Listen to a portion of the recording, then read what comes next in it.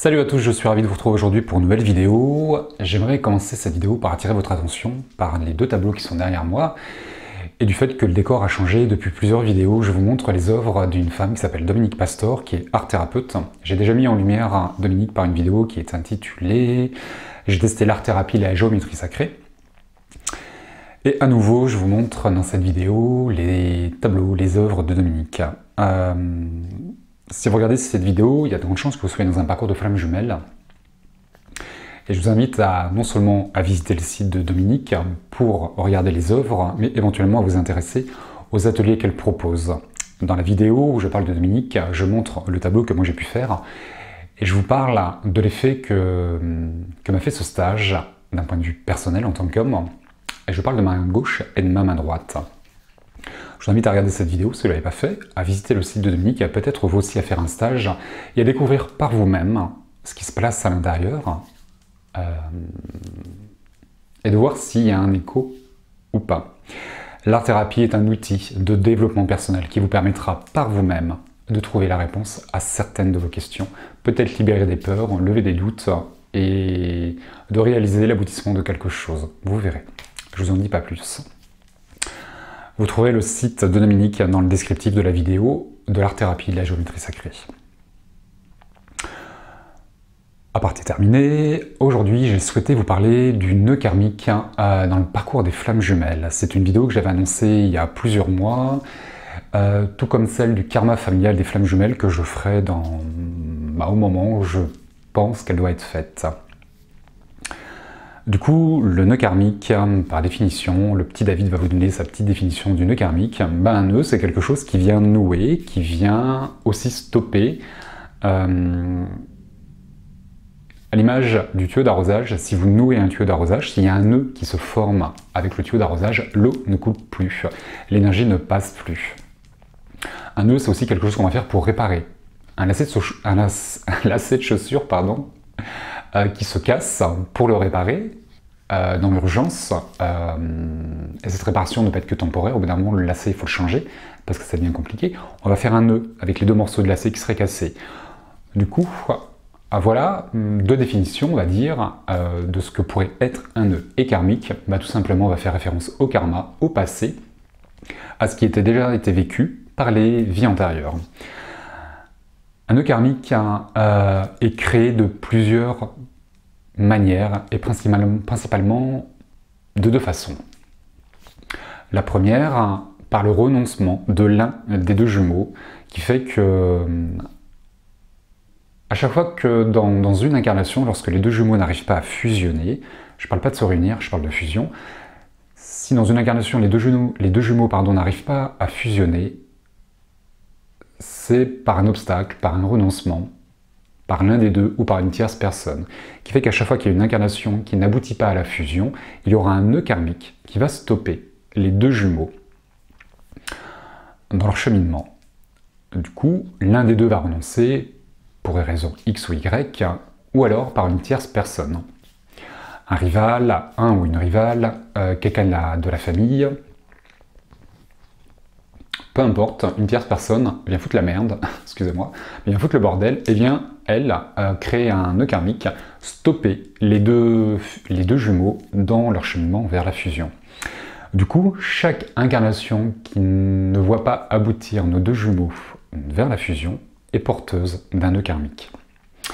Si aujourd'hui vous êtes dans votre première incarnation, il n'y a aucun nœud karmique que vous allez vivre. Maintenant, le but de cette incarnation est de fusionner et de ne pas créer de nœud karmique, sinon dans l'incarnation future, si vous n'avez pas fusionné, vous allez revenir avec ce qui a posé une difficulté, ce qui a noué votre chemin, ce qui l'a stoppé. La réparation du nœud va pouvoir accompagner le second jumeau. Admettons qu'il y en a un des deux qui décède, la réparation karmique du nœud, le nœud karmique, cette réparation va permettre à l'autre de cheminer dans son incarnation et de finir sa vie du mieux qu'il le peut. Du coup, si vous avez 3 vies antérieures en commun avec votre jumeau, vous portez 3 nœuds karmiques. Je vous invite, si vous ne l'avez pas déjà fait, à visionner ma vidéo sur le karma des flammes jumelles que j'ai fait il y a plusieurs années ou plusieurs mois, je ne sais plus, qui est intitulée « Le karma familial des flammes jumelles », où dans une première partie de vidéo, j'explique ce que c'est que le karma, et dans la seconde partie de cette vidéo, je vous parle du karma spécifique des flammes jumelles. Les flammes jumelles, contrairement aux âmes sœurs, revivent tout le temps les mêmes épreuves, les mêmes étapes et les mêmes obstacles liés à leurs blessures originelles. Du coup, regardez cette vidéo, ce qui vous permettra de mieux comprendre ce que c'est qu'un nœud karmique. Et je vais me servir de la vidéo, de cette vidéo, où j'avais pris en exemple Paul et Pauline, et j'avais parlé de Paul et Pauline, de leurs 3 incarnations passées, et qui aujourd'hui au XXIe siècle, ils étaient dans leur 4e incarnation. Du coup, je vais garder les mêmes exemples, ces 2 vidéos vont venir en complément. Le karma est un sujet qui est complexe à mettre en lumière, pardon, et également compliqué à comprendre. Prenez le temps de comprendre ce que c'est que le karma, ce que vous revivez, et vous allez voir que le passé vous prépare à vivre le présent. Le passé détermine également votre présent. Il est intéressant dans le présent de remercier son passé pour le libérer, le guérir et recevoir tous les bienfaits de vos incarnations passées. Pour éclairer l'avenir de la meilleure manière et avec la plus belle lumière, j'ai envie de dire. J'ai reçu il y a quelques jours, quelques semaines, je ne sais plus, un très long texte sur les flammes jumelles qui est publié sur mon site depuis fin février, quelque chose comme ça. Dans le descriptif de cette vidéo, vous allez trouver un lien pour vous rendre sur mon site pour découvrir ce texte. Je vous préviens, il est long. Ceci étant, je vais vous lire une petite partie qui n'est pas sur le texte que j'ai souhaité mettre aujourd'hui en vidéo parce qu'il est consacré au nœud karmique. Un nœud karmique est une réminiscence du passé qui nécessite une mise en lumière de la douleur engendrée par la violence de l'arrêt du parcours commun des 2 jumeaux. Un seul ne peut le libérer. Il faut une interaction énergétique commune. Chaque vibration et émotion commune et individuelle libérée cicatrise l'épreuve du passé. Aucun effort n'est vain, il est évident que les bienfaits correspondants sont ressentis de part et d'autre du lien qui unit le couple de flammes jumelles. L'envie de les espacer n'est pas évidente à réaliser. Seule la magie de l'amour estompe la colère du passé. Beaucoup de choses unissent les flammes jumelles et beaucoup de choses les séparent. On va retrouver ce lien qui est un lien énergétique qui a été créé au moment de la naissance et qui va permettre aux jumeaux de se reconnaître, de revivre certaines étapes et de cheminer. Ce lien énergétique est énergétique, impalpable, intangible, mais bien présent. Au moment de la reconnaissance, dans votre parcours de flamme jumelle, vous reconnaissez l'autre, mais il y a énormément de peur et de doute qui arrivent au moment de la reconnaissance, qui s'accompagnent de la reconnaissance, plus ou moins en même temps, peu importe, on est tous différents, on ne verra pas les choses de la même manière, mais tout au long de votre parcours, les peurs et les doutes vous accompagnent. Et c'est normal, les peurs et les doutes les peurs sont à libérer et les doutes sont à honorer. C'est ce qu'on m'a dit également. Du coup, je vous donne l'info. C'est un chemin ascensionnel qui est salvateur, libérateur, et qui va vous permettre de guérir votre blessure originelle, mais également chaque blessure engendrée par la violence de l'arrêt du passé dans vos chemins vers la fusion. Chaque nœud karmique est porteur d'une blessure, de peur. On m'a déjà blessé, j'ai déjà vécu ça, forcément, je n'ai qu'une peur, c'est que ça se reproduise. La peur est également une protection.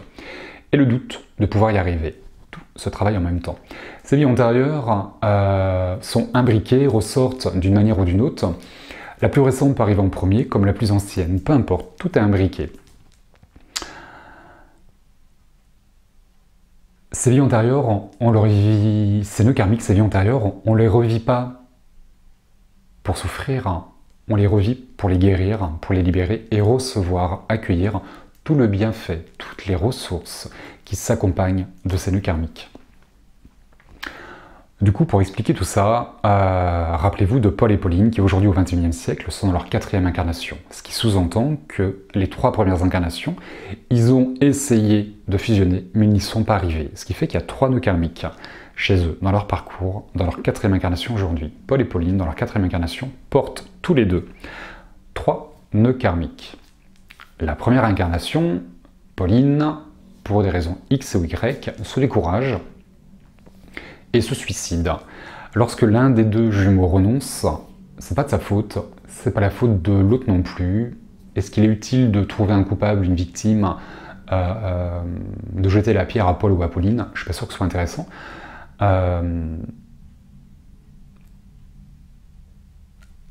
Les deux jumeaux vivent ce qu'ils peuvent vivre, comme ils peuvent le vivre. Du coup, Pauline renonce et se suicide. Et le suicide de Pauline, son renoncement vient créer un nœud karmique qui vient stopper leur cheminement vers la fusion. Paul fera son deuil et continuera sa vie grâce à la réparation du nœud. Les deux jumeaux vont finir par mourir, par sortir de leur incarnation. De l'autre côté, vont se retrouver, vont tirer un enseignement de ce qui s'est passé et vont prévoir dans la seconde incarnation de réussir, surtout pour Pauline et pour les deux, on va dire, on ne va pas les dissocier, nos jumeaux, on ne va pas les séparer, on ne va pas amplifier les séparations. Ensemble, vont prévoir un chemin d'incarnation qui est différent, mais vont devoir repasser sur ce nœud karmique pour le libérer, le guérir et pour que Pauline puisse réussir ce qu'elle n'a pas su faire par le passé, et également pour Paul. Du coup, ils regardent leur vie, ils font un bilan imprévisionnel pour la seconde incarnation.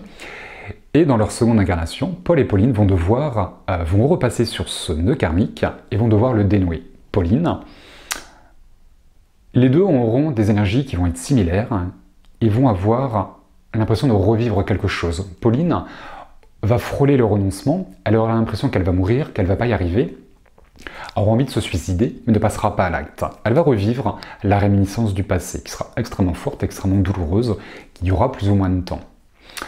C'est là où on est tous différents.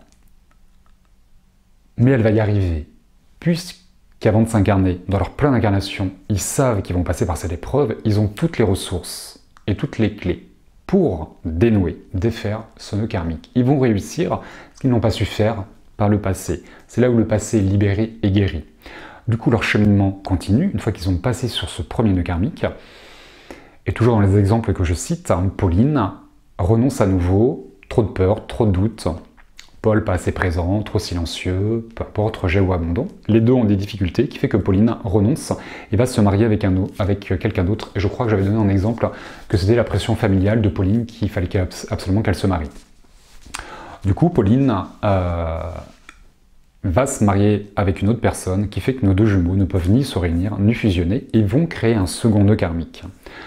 Ils finissent sur incarnation, ils finissent tôt ou tard par décéder, et de l'autre côté, comme pour la première fois, vont faire un bilan de cette seconde incarnation, vont regarder ce qui leur a posé difficulté, vont s'armer différemment et vont prévoir une troisième incarnation qui est différente des deux premières, mais ils savent qu'ils doivent repasser sur ces deux nœuds karmiques pour comprendre quelque chose et réussir à faire quelque chose qu'ils n'ont pas su faire. Du coup, troisième incarnation, rappelez-vous, Paul et Pauline, on va retrouver des différences socioculturelles, Pauline est médium, Paul est tout sauf ça, pas la même religion, et la famille de Paul manque de tolérance, n'accepte pas du tout leur belle-fille, et au moment des fiançailles, Pauline est tuée par la mère de Paul qui vient créer un troisième nœud karmique. Avant cet événement dramatique qui est lié à une tierce personne, à la maman de Paul, nos deux jumeaux sont repassés par leurs deux nœuds karmiques. Le premier, qui a déjà été libéré et cicatrisé une fois, va se faire sentir, va être revécu par nos deux jumeaux, mais d'une manière plus simple, parce qu'il a déjà été compris, libéré et guéri. Tout ce qui est revécu n'est pas pour faire souffrir, mais pour ramener les ressources et la guérison qui correspondent à ce nœud karmique. Tout a un sens, surtout lorsque ça vient du passé.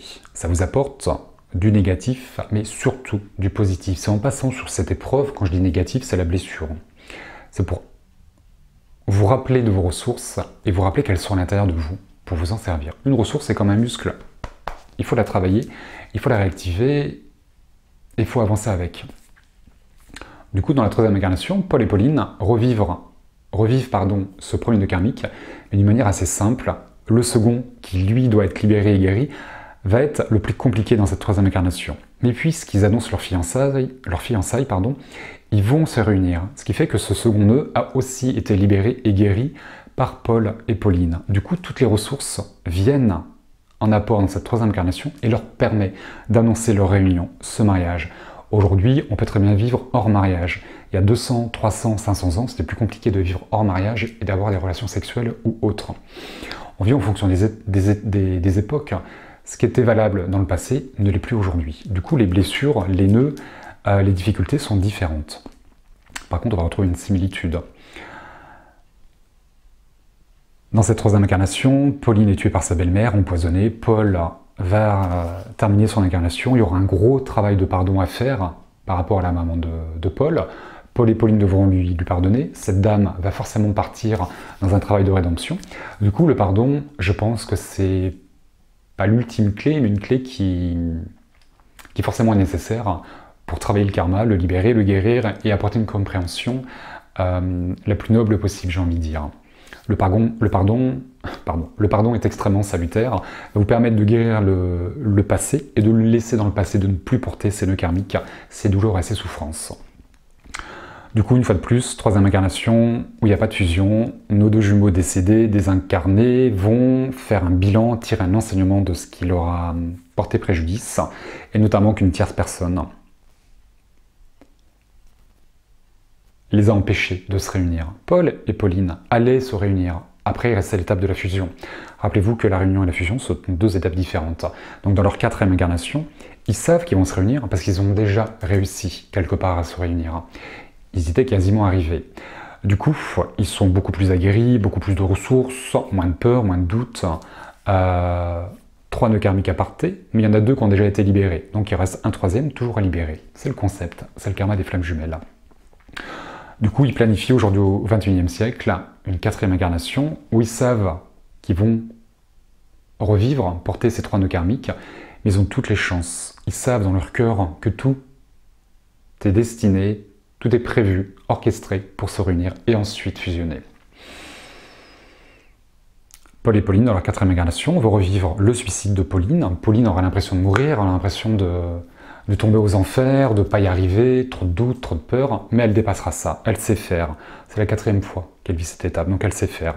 La seconde, envie de partir avec un autre, de se marier, elle sait faire aussi. Elle est déjà libérée, guérie dans la 3e incarnation, pardon. On est 3. Elle sait faire, mais elle va avoir cette envie, cette opportunité, cette occasion. Elle peut avoir une relation, par contre elle ne se mariera pas, elle ne va pas lâcher complètement Paul. Du coup, 3e nœud karmique, la mort, le meurtre de Pauline par sa belle-mère. Du coup, je ne vous en dis pas plus sur ce 3e nœud karmique, je le développerai dans le karma familial dans une vidéo future. Mais Paul et Pauline vont défaire ces 3 nœuds karmiques et à chaque fois, ces nœuds karmiques sont porteurs de peur et de doute liés à la blessure engendrée par chaque nœud, mais chaque guérison va apporter les ressources.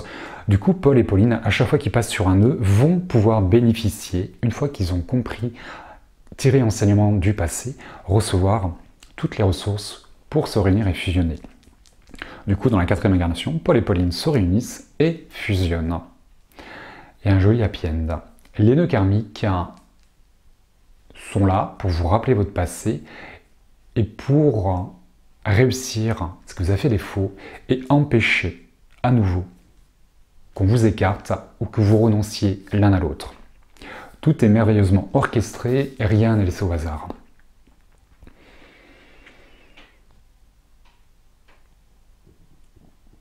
Il est intéressant dans ces étapes de lâcher prise et d'arrêter de contrôler certaines choses. Par souffrance, par peur, par doute. Le fait de lâcher le contrôle sur certaines choses, le lâcher prise, par définition, c'est une absence de contrôle. Le lâcher prise va automatiquement engendrer des peurs, c'est normal. Je contrôle plus, je lâche prise, je dégage des peurs. Par contre, les peurs vont créer le changement. C'est là où est intéressant de changer de comportement et d'analyser un petit peu vos attitudes, vos comportements et en quoi avez-vous changé. Le passé, lorsque vous le revivez, va vous demander de changer d'attitude, mais parce que vous savez faire, parce que vous avez déjà fait dans le passé. C'est pour ça que le passé remonte et qu'on vient créer certaines choses pour vous rappeler de qui vous êtes et de faire briller votre lumière intérieure et de faire grandir l'amour qui est en vous. Et à chaque fois, vous allez passer sur un nœud, les doutes vont s'estomper et les peurs vont disparaître, jusqu'au moment où il y a cette conviction interne de savoir que vous avez rencontré votre flamme jumelle et que vous allez revenir sur Terre et nulle part ailleurs. Les nœuds karmiques sont extrêmement bénéfiques. Maintenant, ça demandera, ça nécessitera de passer par la blessure pour la guérir.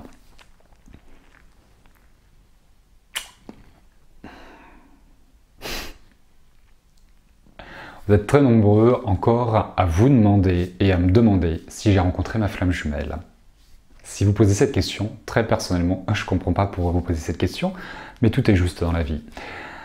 Maintenant, si vous vous demandez si moi j'ai rencontré ma flamme jumelle, je vous invite à reporter cette question sur vous-même et à vous poser cette question pour vous. Je vous rappelle que la relation qu'on entretient ensemble, la manière dont je fais mes vidéos, c'est la manière dont je souhaite faire mes vidéos et dont je peux faire mes vidéos, mais que quelque part dans notre relation entre vous et moi, par ce monde virtuel qui est Internet, par mes vidéos, quelque part, ça peut peut-être vous faire travailler certaines choses. Je dis ça comme ça. Mes vidéos sont là pour vous informer, pas pour parler de moi, je ne fais pas une psychothérapie en vidéo, j'informe certaines choses, si ça vous va, c'est super, si ça vous va pas, bah, passez à un autre. Il n'y a pas de souci pour moi. Ceci étant, c'est pareil, quand je parle de moi, souvent ça ne plaît pas, ou ça... Vous recevez les choses d'une manière ou d'une autre, peu importe. Je suis intimement persuadé que quelqu'un qui se cite en vidéo peut avoir un effet positif, comme ça peut avoir un effet qui ne l'est pas du tout. Ça peut vous servir et ça peut également vous desservir. La difficulté, la problématique de se citer en vidéo, je trouve, et c'est très personnel, je ne critique pas ceux qui le font, c'est très bien, c'est pour ça que je vous invite à regarder ceux qui le font, et que moi je ne le fais pas, c'est que ça pourrait quelque part vous influencer, vous pourriez vous identifier à quelque chose, vous pourriez faire un copier-coller de manière très inconsciente, et ça peut nourrir quelque chose qui ne demande pas à être nourri. Il y a des choses en vidéo qui se disent et d'autres qui ne peuvent pas se dire. Je trouve toujours. Ceci étant, je vais vous parler un petit peu de moi et on verra l'effet que ça a chez vous. Maintenant, prenez le temps de comprendre ce que je vous dis, de l'entendre comme je l'envoie.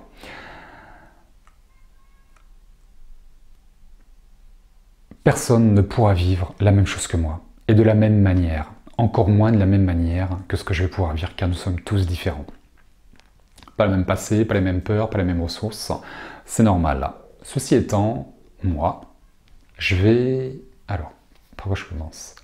J'essaie d'être clair pour ne pas faire une vidéo trop longue. Je pense que c'est intéressant pour vous permettre, pour le ramener à vous, de mieux comprendre ce que c'est que les nœuds karmiques. Tout ce que vous entendez, lisez, que ce soit Facebook, YouTube, dans la vie, dans une guidance, peu importe, vous devez tout ramener à vous pour en avoir une conscience, pour avoir un vécu, différencier théorie et pratique, rappelez-vous. Et c'est pour ça que je souhaite vous parler de moi, c'est pour différencier cette théorie et cette pratique. En règle générale, quand je parle de quelque chose en vidéo, c'est parce que je sais bien de quoi je parle, sinon je me tais.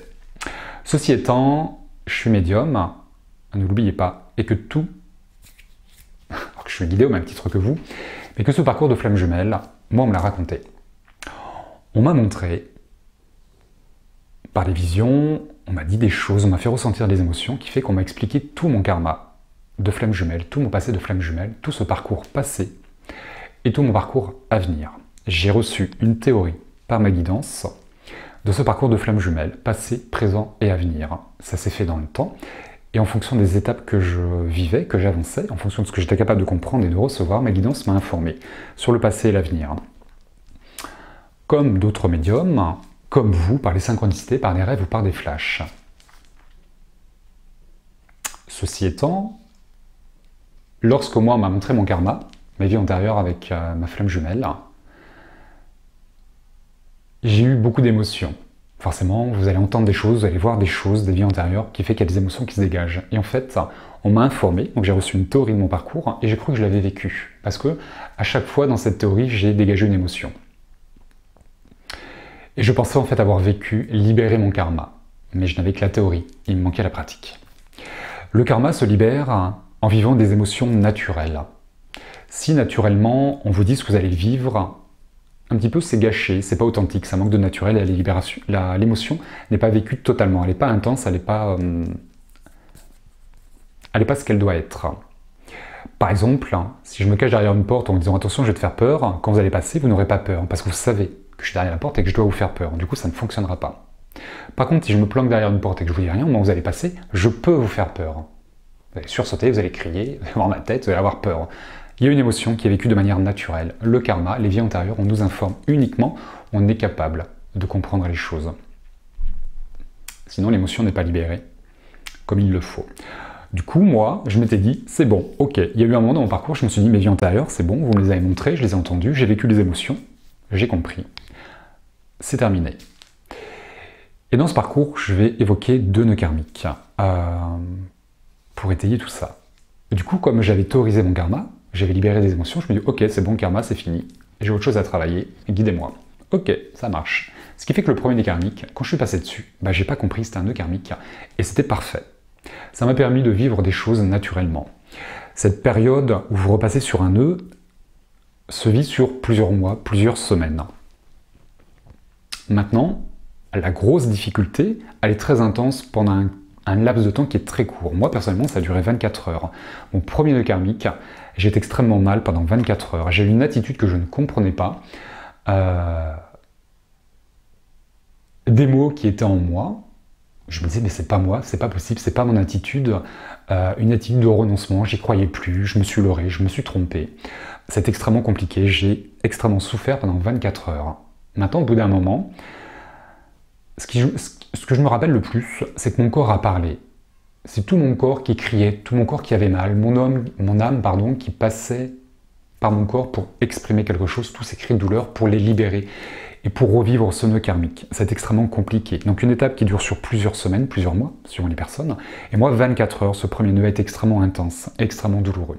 Par contre, une fois que cette épreuve a été libérée, pour la libérer, j'ai vécu toutes les émotions, de douleur, de souffrance, de haine, de colère, d'incompréhension, de tout ce qui vous passe par la tête. Vous vivez toutes les émotions les unes après les autres pour les dégager, pour les libérer.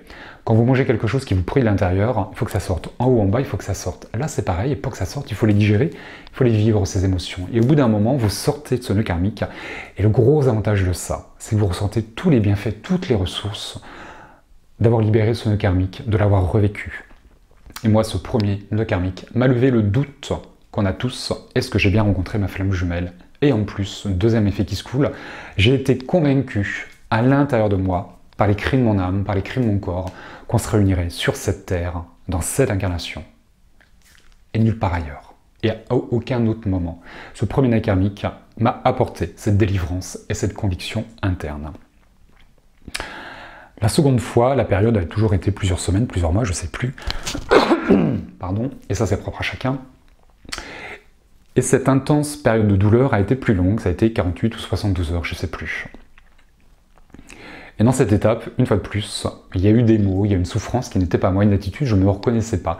Je ne comprenais pas ce que je disais, ce que je faisais, cette douleur qui était en moi, ce renoncement qui arrivait, tous les peurs et les doutes revenaient, et je me disais, mais c'est pas possible, comment je peux revivre tout ça?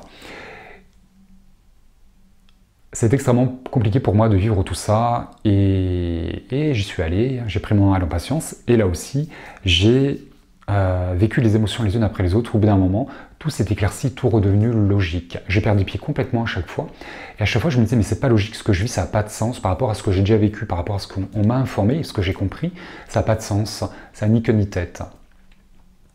Par contre, à la fin de cette intense douleur, comme la première fois, j'ai reçu une compréhension nouvelle, un calme, une paix intérieure, et ça m'a conforté dans mon parcours, ça m'a renforcé toutes mes convictions internes, plus de peur, plus de doute, et j'ai continué à cheminer. Ce qui est très intéressant, c'est que dans ma théorie, dans ma pratique, quand j'ai revécu mes nœuds karmiques, j'ai pas compris en fait que je vivais mon karma. Parce que je ne l'avais pas associé. Je m'étais dit, je l'ai compris, je l'ai entendu, j'ai vécu des choses, ça suffit. Par contre, dans la matière, c'était pas fait. Et c'est pour ça qu'on est dans la matière, pour vivre les choses, pour les incarner, pour en prendre conscience, et que le vécu va vous libérer du passé. Et vous apporter toutes les ressources. Et à chaque fois, ça nous a rapprochés l'un de l'autre, de part et d'autre. Les deux vont vivre les nœuds karmiques, chacun d'un côté, de chaque côté du nœud, de manière différente, et les deux vont recevoir des ressources, ce qui fait qu'on se rapproche énergétiquement, physiquement, matériellement, émotionnellement, spirituellement, peu importe. On avance toujours. C'est l'une des raisons qui fait qu'il ne faut pas s'attacher à certaines blessures, à certaines cases, à certaines dénominations, pardon, pour toujours avancer et de ne pas rester figé dans des certitudes. Les deux avancent. Il y a plein de choses qui remontent du passé et qui sont extrêmement bénéfiques. Chaque blessure est une guérison. Va libérer des peurs et honorer les doutes pour vous rapprocher l'un de l'autre. Mais c'est pas simple. Ce qui est important, c'est le regard que vous allez porter sur les événements. C'est pour ça que je suis intimement persuadé qu'il est inutile de critiquer l'autre, d'en vouloir à l'autre, et encore moins de vous critiquer vous et d'en vouloir à vous-même. Ce serait entretenir un marasme, une énergie négative, une blessure, des peurs et des doutes. Il ne faut pas les entretenir, toutes ces choses qui sont négatives. Il faut les vivre pour les libérer. Il faut les envelopper d'amour, de confiance en soi, de foi, de lâcher prise, de patience et de pardon pour les libérer et recevoir tôt ou tard le joli paquet de packaging là, qui fait qu'il y a les ressources qui vont avec, à la délivrance, à la guérison, à l'apaisement. C'est important tout ça. C'est pour ça que c'est un chemin qui se fait dans le temps et que la fusion et la guérison et la réunion, pardon, ce sont deux étapes différentes. Beaucoup d'entre vous voulez vous réunir à l'autre. Ça vous sera heureux. Par contre, cette fusion vous permettra d'avoir un regard différent sur votre passé, sur vous, sur les autres. Toutes les étapes sont importantes. Chaque étape succède à l'autre et prépare à l'autre. Pour mieux comprendre ces nœuds karmiques aussi, il faut vous intéresser au temps et la relation au temps. Sur Terre, le temps est linéaire et de l'autre côté, le temps est circulaire. Sur Terre, il est linéaire parce qu'il y a deux points. Un point d'arrivée sur Terre et un point de départ de la Terre. Je vais naître et je vais mourir, qui fait qu'on a deux points. Et entre ces deux points, on vient tisser, créer une ligne de temps qui se définit par le passé, le présent et l'avenir. Tout est linéaire. Le passé est antérieur au présent et le présent est antérieur au futur. De l'autre côté, le temps est circulaire, tout simplement parce que l'âme est éternelle et intemporelle, qui fait qu'elle n'a qu'un point. Pour créer une ligne de temps, il faut deux points. Avec un point, on ne peut pas créer une ligne de temps. Par contre, on peut circuler. On peut naviguer autour du point de création, qui fait que l'âme, dans sa vie, de l'autre côté, dans sa vie éternelle et intemporelle, comme elle n'a qu'un point, tout tourne autour de son tout tourne autour de son point de création. Et son chemin est vertical et ascensionnel. C'est une spirale à l'image d'un ressort qui fait que tout ce qu'elle vit lui permet d'ascensionner et d'avoir un regard beaucoup plus haut sur son parcours. C'est pour ça qu'il est intéressant, et souvent je dis qu'il faut prendre de la hauteur et avoir le regard de l'âme, que l'âme se rappelle de tout ce qu'elle a vécu. Comme elle est au-dessus des événements, elle a un regard sur tous les événements, qu'ils soient passés, présents ou à venir, et que tout est imbriqué. L'âme, quand elle ascensionne, elle repasse par des nœuds karmiques, elle repasse dessus. Un nœud karmique qui est ici, l'âme, quand elle va repasser là, elle va avoir une visibilité sur son nœud karmique. Mais pas pour souffrir, pour se rappeler « Ah ouais, tiens, j'ai fait ça, ça m'a apporté préjudice, là je ne suis pas arrivé, ça m'a posé problème, j'ai eu une difficulté, mais j'ai des ressources, j'ai des qualités, je m'en souviens. » C'est pour ça qu'on se rappelle de tout. L'âme, en tout cas, se rappelle de tout. Sur Terre, le passé, le présent et l'avenir fait qu'on va prendre du recul sur les événements. Mais quand je prends du recul, j'ai une visibilité qui est linéaire sur mon parcours. Alors que si je prends de la hauteur, j'ai une visibilité circulaire beaucoup plus haute sur mon passé, sur les enseignements du passé. Voilà la principale différence entre le temps sur Terre et de l'autre côté, que le temps est relatif, qu'il faut changer votre regard sur le temps. Pour le comprendre aussi, dans sa hauteur, dans sa grandeur, l'âme, dans son ascension, à sa naissance, toutes les blessures qui sont ici, lorsqu'elle est là, elle en souffre moins, parce qu'elle est plus haute, plus aguerrie, elle a mieux compris. Maintenant, les blessures qui sont les plus récentes, elle est plus proche de cette blessure. Du coup, pour elle, c'est plus compliqué à vivre. Surtout la dernière vie. Si la dernière vie est là, c'est beaucoup plus fort. Les réminiscences du passé sont beaucoup plus fortes. C'est pour ça que ces nœuds karmiques, pour Paul et Pauline, dans les deux premiers qui ont déjà été libérés et guéris, ils ont plus de facilité à vivre les deux nœuds que le troisième.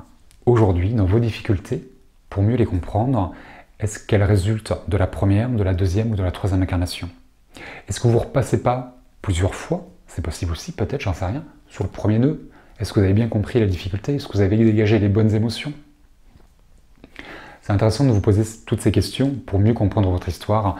Le karma se libère dans le présent. Tout ce qui est soins énergétiques, guidance, qu'elles soient des guides de lumière, des archives akashiques de votre âme, ou je ne sais quoi, va vous apporter un éclairage, une compréhension pour libérer les énergies dans le présent. Il ne faut pas partir dans le passé pour le guérir. Il faut vivre les choses dans le présent pour libérer, guérir et honorer votre passé. Remercier votre passé. C'est pour ça que le pardon est extrêmement important. Tout change, tout évolue, tout peut être corrigé, tout peut être pardonné. Maintenant, ça se fait dans le temps. Voilà, j'espère que ces explications sont claires. Le karma est compliqué. Prenez le temps de comprendre cette vidéo, de ramener les choses à vous et de ne pas vous identifier à ce qui a été dit ou à ce que j'ai pu vivre. Médium ou pas, c'est pas plus facile. Vous dites pas que le fait d'être médium, c'est plus simple. D'ailleurs, on est tous médiums au sens large du terme. On est tous différents. On est tous différents. Rien n'est laissé au hasard. Tout est orchestré pour que vous puissiez réunir. Bien évidemment, tout ce que je raconte dans les vidéos de flammes jumelles sont valables uniquement si vous êtes dans un parcours de flammes jumelles. Pour certains, vous ne comprenez pas ce que je dis, ça peut vous vexer, vous dites que je vous manque de respect. Je ne vous vise pas vous personnellement. Lorsque je fais une vidéo, je m'adresse à tout le monde d'un point de vue général, tout comme un tirage de cartes. C'est pas ciblé pour vous. Maintenant, si je vous vexe, vous avez l'impression que je vous manque de respect, posez-vous la question de savoir qu'est-ce qui vous touche à l'intérieur. Mais c'est pas vous que je cible personnellement, je ne vous connais pas.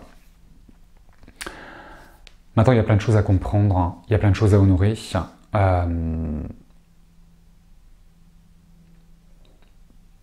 Vous comparez pas aux autres dans ce que vous allez lire, entendre. Comparez-vous à vous, analysez ce que vous vivez, comprenez-le, mais vivez-le. Le vécu ne remplacera jamais la théorie. La théorie est insuffisante, c'est une partie du travail. Elle n'est pas finie? Eh bien, continuez. C'est un chemin, c'est un parcours, tout ça.